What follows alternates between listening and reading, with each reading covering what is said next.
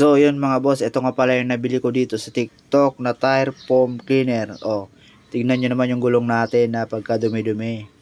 Ngayon gagamitan natin ang tire foam cleaner na nabili natin dito sa TikTok. So yun guys, tong tire cleaner na to ay 600 ml na pala to.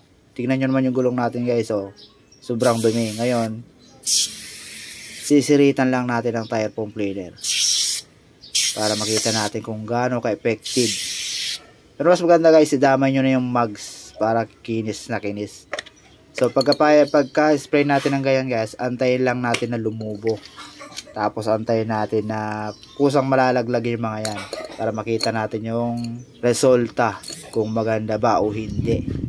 So dito mga boss ay kailangan lang natin magantay ng mga 2 to 3 minutes para malaglag yung foam na yan. Kusang sasama na yung mga dumi. So dito mga boss ay unti-unti na nga naglalaglagan yung foam.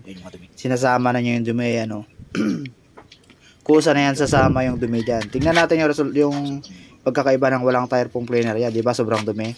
Ngayon mamaya makikita natin to kung ano ang pagkakaiba. So antayin lang natin na matapos yan. Pagkatapos pala diyan, para ka na rin naka-tire block. Mas maganda isa yan, kusang nalalaglag o sumasama. Mas maganda kung idamay mo na yung mugs para itim na itim siya. So, pwede mo nang hindi punasan yan guys. Pwede mo nang iwanan ganyan kusa nang mawawala yan. Pero para sa akin, para mas maganda, pag naubos na yung foam na yan, nalaglag na lahat, mas maganda kung punasan mo na. Punasan mo rin para mas makintab. So, antayin natin hanggang matapos. So, yun mga boss, ito yung resulta. O, diba? Para ka nang naka-tire block. Wala pang punas yan guys. Pero mas maganda kung punasan mo para mas lalong kuminang. Para matanggal pa yung dumi. So ito naman yung walang tire foam cleaner.